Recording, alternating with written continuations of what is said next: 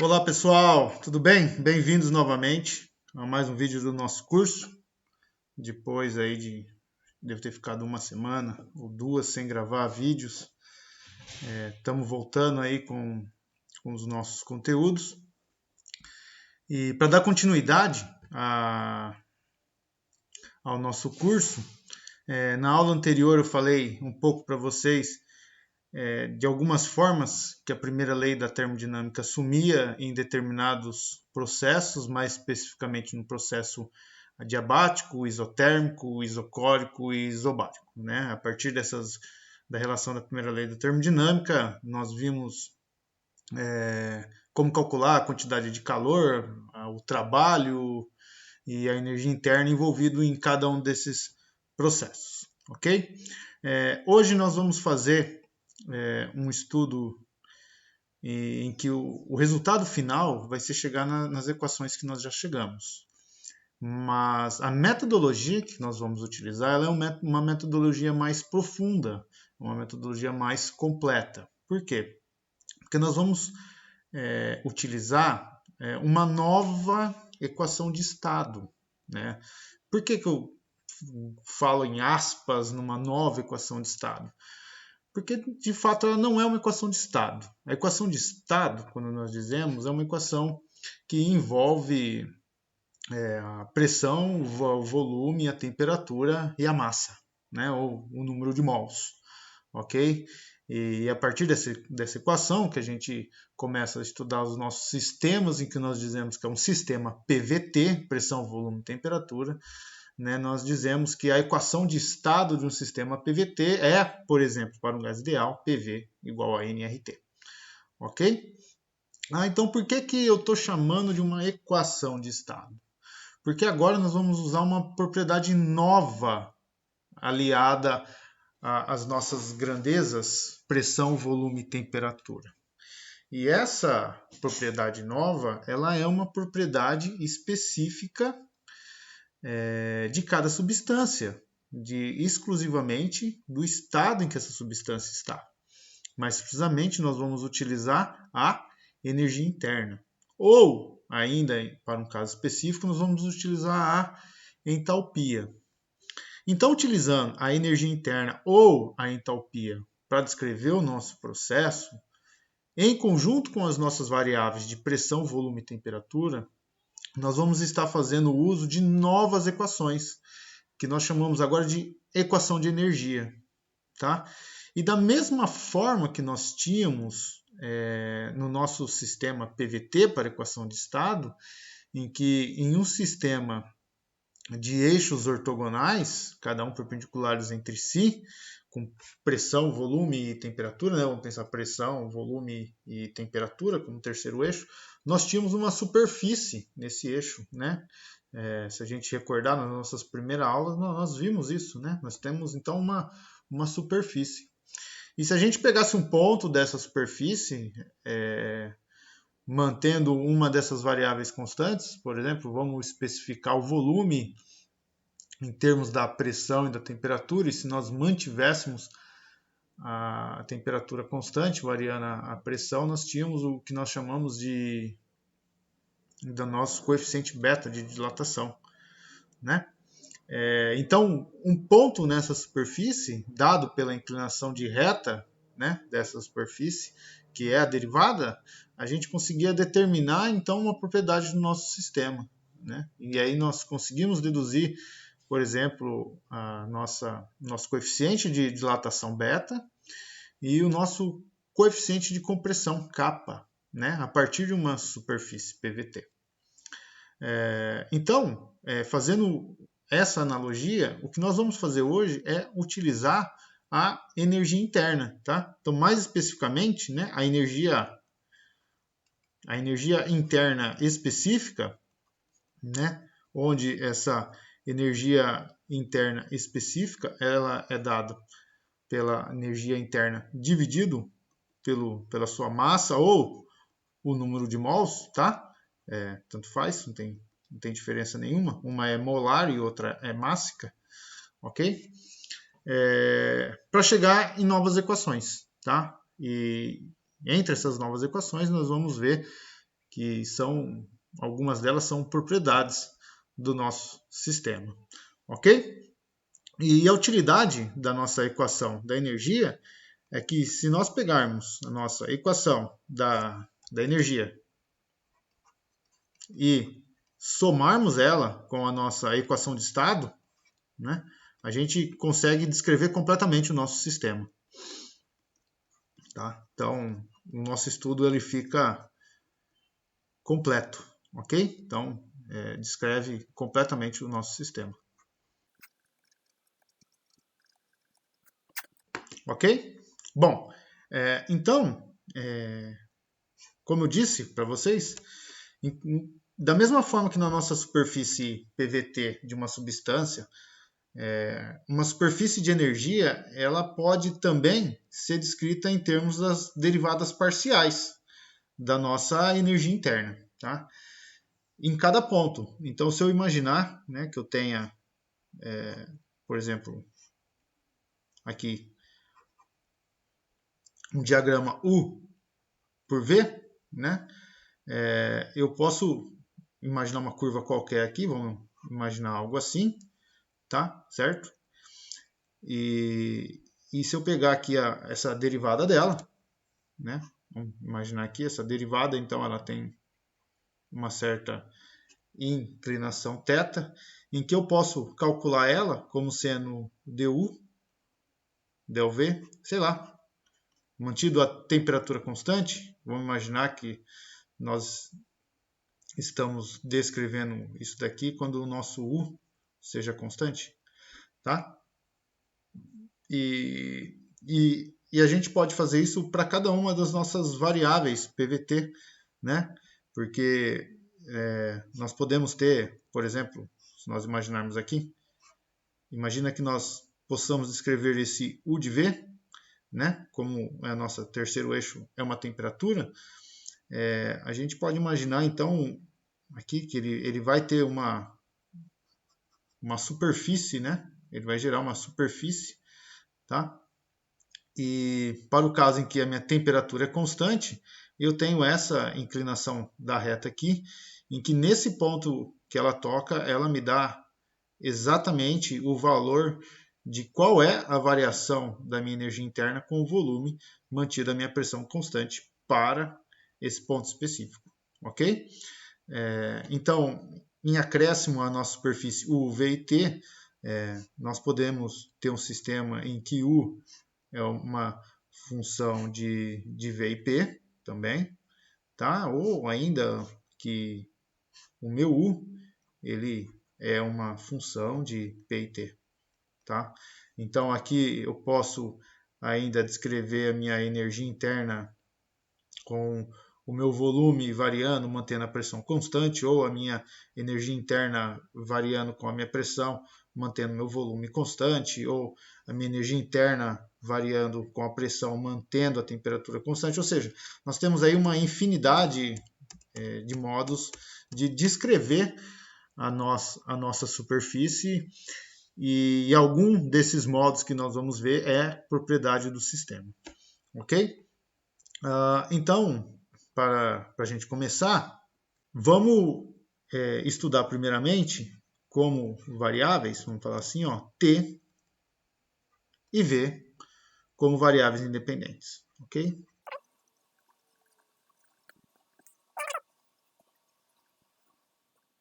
Certo? Então, vamos fazer, considere. Vamos ver como que a gente consegue fazer isso, tá? Então, considere U como uma função de T e V, né? Então, ou seja, U é uma função de T e V, tá? A diferença de energia interna entre dois estados termodinâmicos infinitesimais e em equilíbrio, vírgula, no qual a temperatura difere de dt e o volume difere em dV é dado por, ok? Então, a minha diferença de energia interna entre dois estados quaisquer, tá? Então, ele é dado por dU igual a dU ΔT, mantendo o meu volume constante, dt, mais dU ΔV, mantendo a minha temperatura constante, dV. Ok? Bom, e qual o significado disso? Bom, como eu disse, ela é muito parecida com aquelas primeiras aulas que nós tivemos da nossa superfície PVT. Então, essa minha derivada aqui, ela é uma inclinação de uma curva onde o meu volume ele não varia. Concordam comigo? Então, isso daqui é simplesmente a inclinação de uma curva isocórica. E esse cara aqui, ele vai ser a inclinação agora de uma curva onde a minha temperatura não varia. Então, é a inclinação de uma curva isotérmica. Ok? Bom, para a gente conseguir, então, retirar as características, as propriedades do nosso sistema, desculpa, né? Vamos usar a primeira lei da termodinâmica, tá? Em sua forma diferencial, ok? Opa, é muito importante aqui que eu consiga manter a numeração das minhas equações para não se perder nas aulas agora, tá? Então vamos usar a primeira lei da termodinâmica, que vai ser então a um d'Q igual a um dU mais um PDV, ok? E aqui agora então eu já faço uma observação que quando eu estou usando PDV, né, eu estou utilizando então que é um processo reversível, tá? Então é processo reversível, apenas para relembrá-los disso daí. Foi a nossa definição de trabalho na primeira aula em que nós íamos entrar com o assunto de primeira lei da termodinâmica. Tá? Dá uma olhada aí. Bom, então vamos imaginar, né, só para a gente dar continuidade na nossa definição de trabalho. Então vamos imaginar que nós tenhamos aí uma quantidade de gás qualquer, né? E esse gás está ao longo de uma pressão externa, vamos falar IPE, ok? Tem uma pressão externa agindo sobre esse meu gás, né?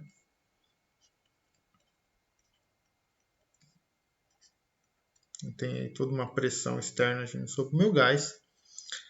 E esse gás ele vai sofrer aí um processo de expansão. Ok? Então vou imaginar aqui que eu tenho aqui essa pressão PE exercendo, né, a minha pressão externa sendo exercida sobre o meu gás. Então o meu gás ele vai se expandindo e ele vai lutando, vamos dizer assim, contra essa pressão externa. Ok? Então se eu imaginar que esse meu gás ele se expandiu aqui desse pedacinho só, né, vamos pegar só esse pedacinho que tem aí uma área dA e ele vai se expandir ao longo de um deslocamento aí qualquer ds, ok?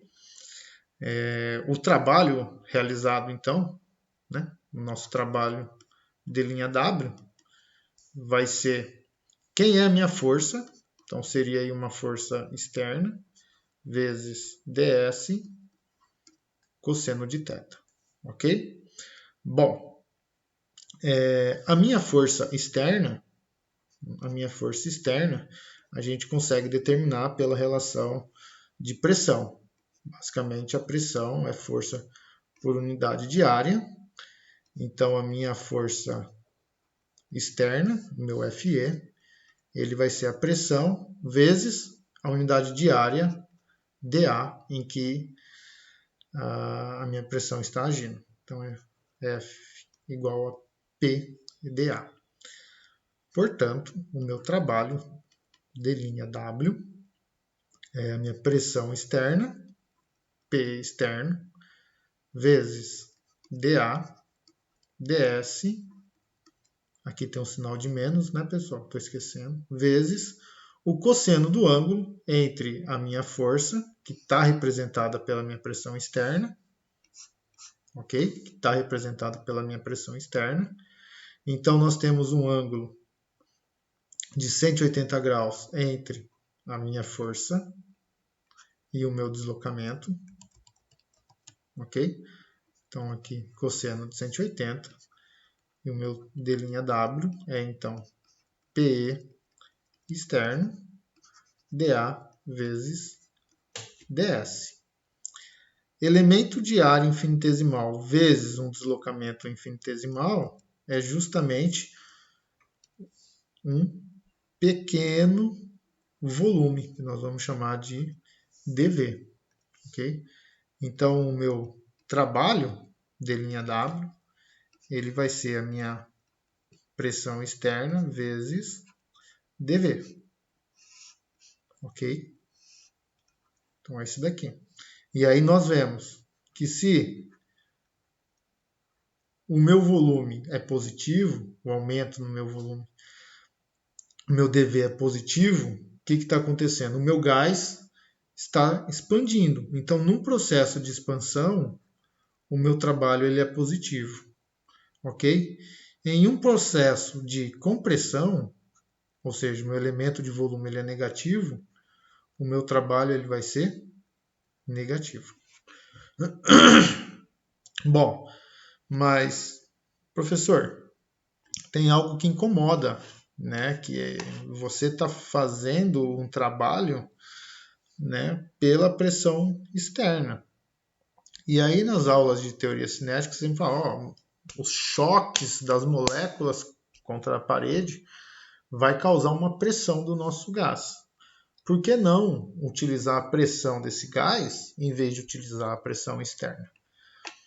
Nós podemos utilizar, né? E para um processo em específico, que é basicamente todos os processos que a gente costuma a trabalhar, né?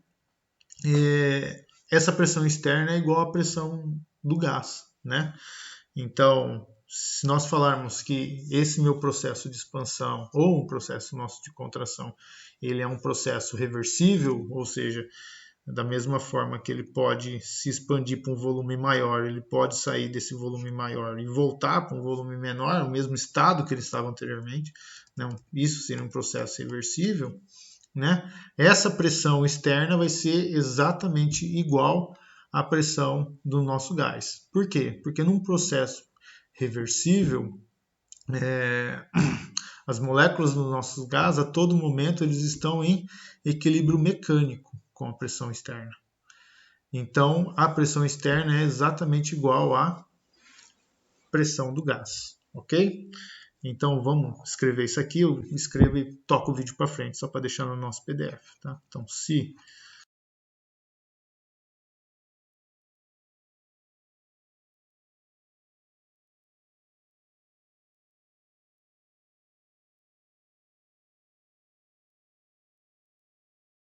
portanto, pessoal, nós podemos escrever, né, como a nossa pressão externa aí é igual à pressão do nosso gás.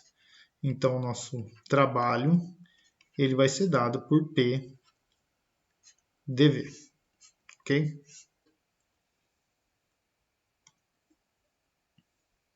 Então, vamos chamar essa equação de 2, tá? E eu vou, então, substituir o du de 1 em 2, tá? Então, substituindo 1 em 2, ok?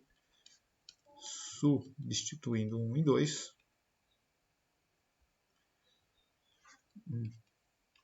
em 2 ou 2 em 1, não tem problema nenhum, né? Nós vamos ficar então que D' aqui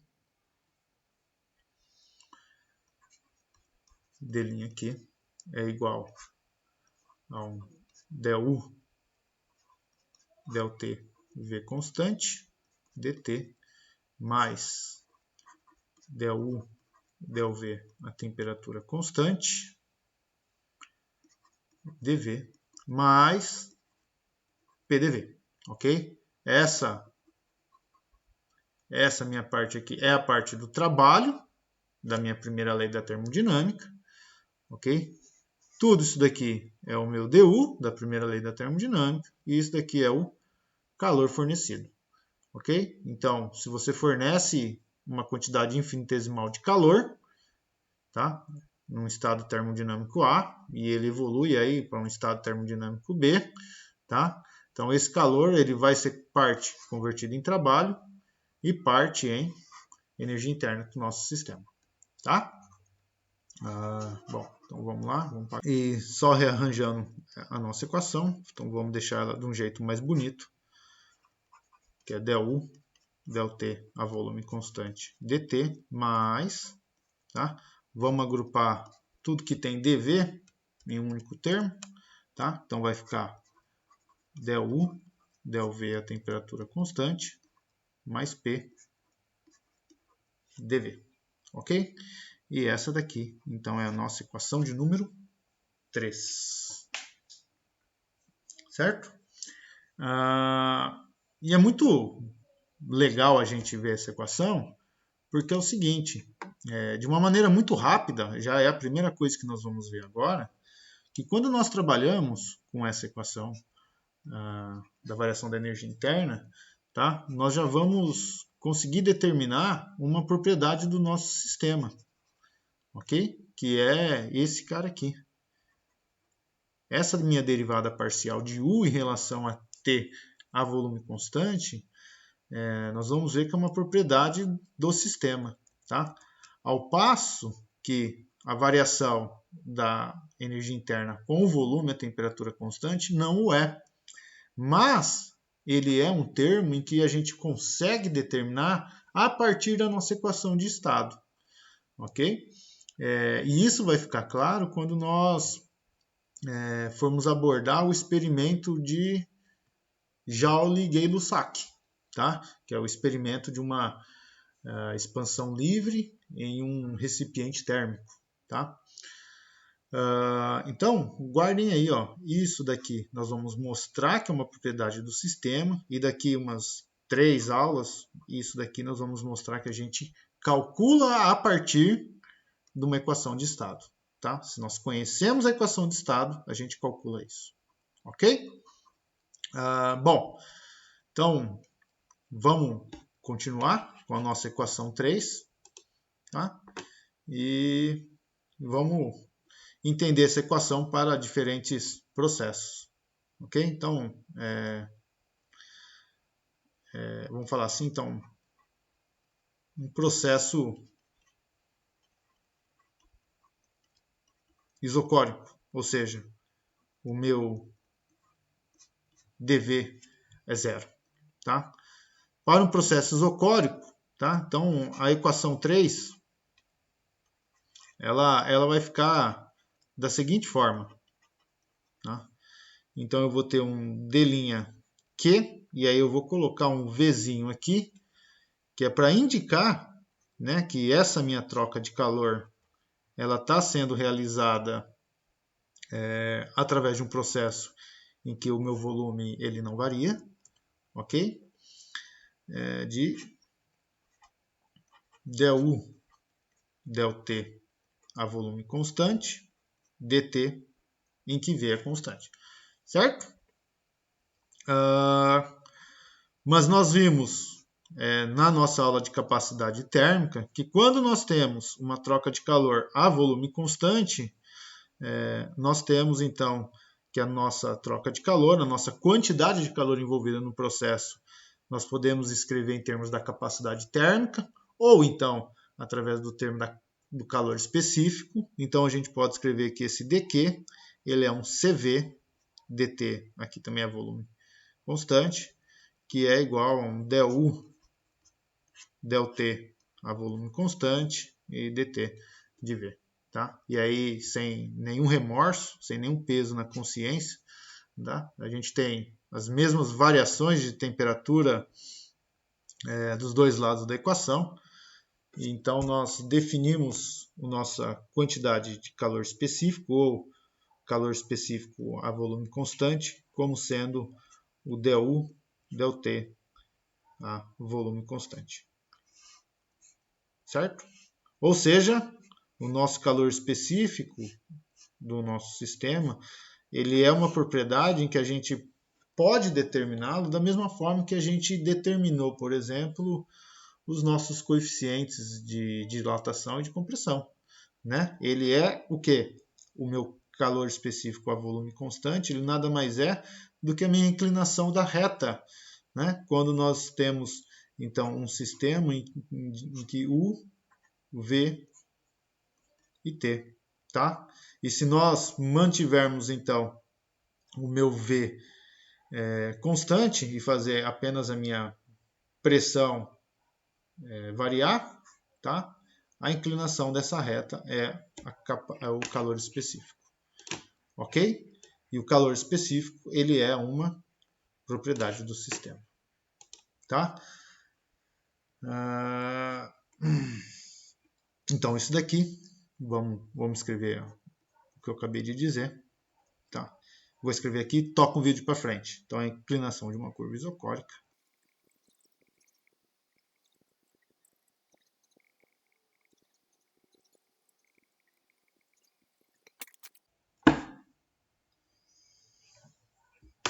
certo? Então, meu CV é simplesmente a inclinação de uma curva isocórica, como eu já havia comentado. E podemos, então, reescrever a equação 3. E podemos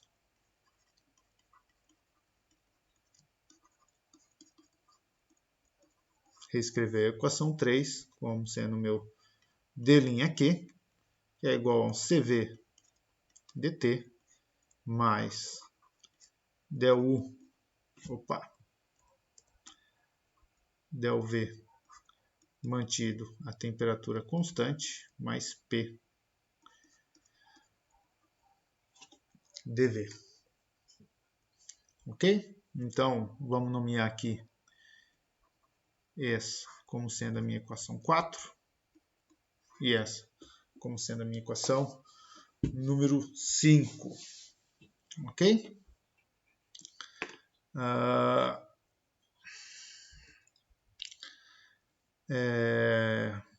Então é isso. Para um processo isocórico, nós temos simplesmente isso daí.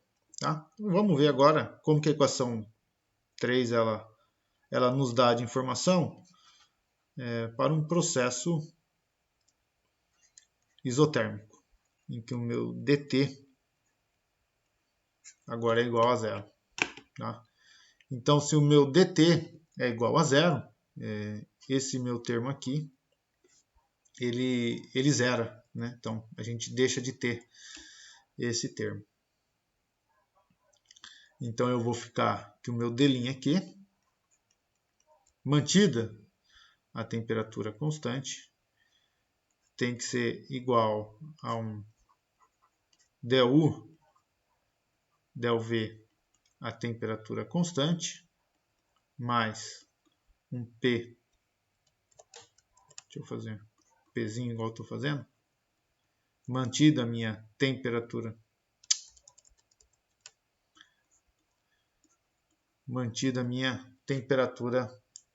constante, ok?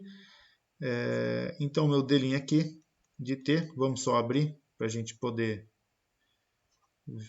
ver melhor o que significa cada termo. dV de T mais P dV de T. Tá? Então, essa daqui seria aí a nossa equação número 5. E a gente tem que procurar sempre compreender o que cada uma dessas equações está nos dizendo, né? Bom, isso daqui então, o primeiro termo, ele fala o seguinte, tá? Em um processo isotérmico, então isso daqui é a quantidade de calor, então é a quantidade de calor absorvida ou a quantidade de calor liberada pelo sistema, né? Tá? E aí você adota os sinais positivo e negativo para um. Ela tem que ser igual, então, esse meu termo aqui, o que vai significar? A uma pequena variação da minha energia interna, certo? Então é um acréscimo ou um decréscimo na energia interna.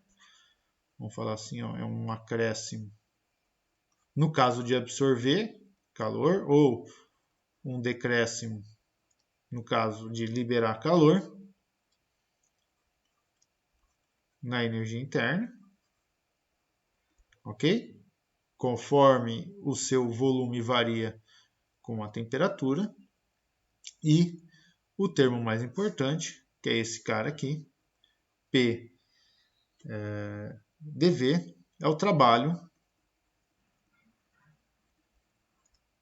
realizado, né?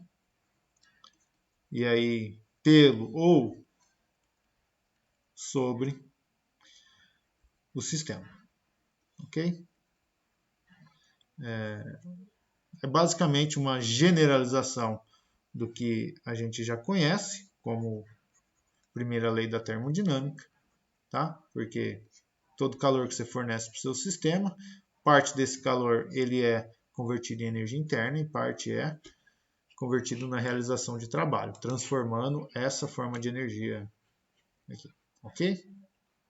Então, não tem nada de excepcional nessa equação. Menos um termo, né, que a gente tem que chamar aí a atenção. Quando nós definimos capacidade térmica, e aí nós definimos a capacidade térmica em termos de um processo a volume constante e em termos de um processo a pressão constante. Mas nós não falamos o porquê que nós não definimos o termo de capacidade térmica em razão de um processo a temperatura constante, né? Por que a gente não fez isso? Porque quando nós falamos de uma capacidade térmica a temperatura constante, o que nós vamos estar fazendo, na verdade, é definindo o conceito de um reservatório térmico. Tá? E aí, se nós lembrarmos, o conceito de reservatório térmico é o seguinte: reservatório térmico é aquele sistema, ou vamos deixar um pouco mais específico, aquele corpo em que ele tem a capacidade de absorver ou liberar qualquer que seja a quantidade de calor sem alterar a sua temperatura. Tá? Então, se eu tenho, no nosso caso, um processo isotérmico em que o meu dt ele é igual a zero, tá? Então, para um dt igual a zero, vamos colocar assim, ó, se pudéssemos, né? Se pudéssemos determinar, vamos falar assim, um dq linha, a temperatura constante, que era igual a um Ct dt, né? O que aconteceria com isso daqui? Tá? Só para lembrar, então assim, ó, lembrando o conceito de capacidade térmica, lembrando que a definição de capacidade térmica verdadeira, que eu dei algumas aulas atrás, tá? Em que o C ele é o limite quando o meu ΔT tende a zero de um Q sobre ΔT, né? Então, para um processo isotérmico, ok? O meu C, a minha capacidade térmica, ela seria mais ou menos infinito, né? Vamos assim dizer, tá? Essa seta aqui você tem que considerar, então, para um processo isotérmico. Por que ele seria mais ou menos infinito? Porque o meu dt ele é zero, tá? Ele não está se aproximando a zero, ele vai ser zero, tá? Então, nessa minha abordagem matemática, a minha capacidade térmica ela é mais ou menos infinito. E, portanto, a quantidade de calor absorvida ou liberada, ela é muito grande e o meu sistema ele não tem uma alteração na sua temperatura, tá? Então, vamos só escrever isso aí para a gente deixar anotado no nosso caderninho de curso, né?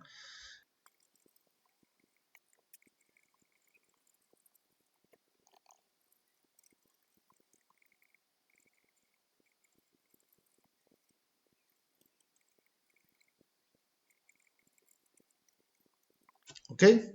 Então, em um processo isotérmico, o sistema ele vai se comportar como um reservatório térmico, já que ele pode absorver uma quantidade infinita de calor sem que a temperatura do sistema se altere. Legal? Então, esse é só mais um complemento dos nossos conceitos. Tá? Então, vamos agora para o nosso último caso. Então, agora o último caso, que é o processo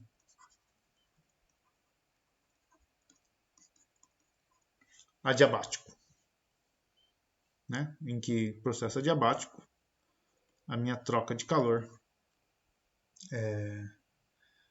ela é igual a zero. Tá? Então, a equação 3 ela vai ficar sob a forma 0 igual a um CV dt. Aí eu vou colocar esse índice S, ok? Então, o índice S, deixa eu colocar aqui, ó. O índice S remete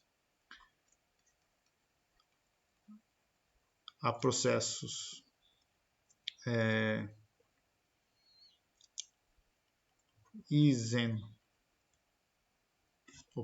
isentrópicos, tá? Ou seja, em que a minha entropia do sistema ela não varia, e a gente vai ver o porquê disso mais na frente no curso, tá? Então é CV dt em S mais um del V mantida a temperatura constante, mais a minha pressão P de um dV em S. Ok? Então eu vou escrever aqui um dV dt em S é igual a menos a minha integral de del U del V em T mais P dV em S. Ok? E aqui já vem a nossa primeira diferença, né, da nossa última aula, em que eu coloquei a primeira lei para vocês em diferentes processos, incluindo o nosso processo adiabático. Tá? E se eu me recordo muito bem, na nossa primeira lei da termodinâmica, nós temos então basicamente isso daqui, a primeira lei da termodinâmica. Então nós mostramos que o meu du lá era menos PdV, ok? Aqui nós sabemos que hoje o meu CVDT a gente consegue escrever em termos do meu du, né? Já que o meu CV ele é um del T a volume constante, ok? Menos PDV, que está então aqui menos o meu PDV. Então essa daqui ela é uma equação mais completa, né, para o nosso estudo, tá? E nós vamos ver mais para frente no experimento de Joule e Gay-Lussac que para um gás ideal, tá? para um gás ideal,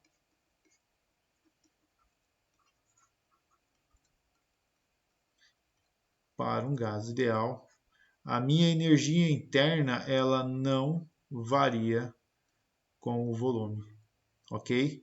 E aí, num gás, tomando isso como um gás ideal,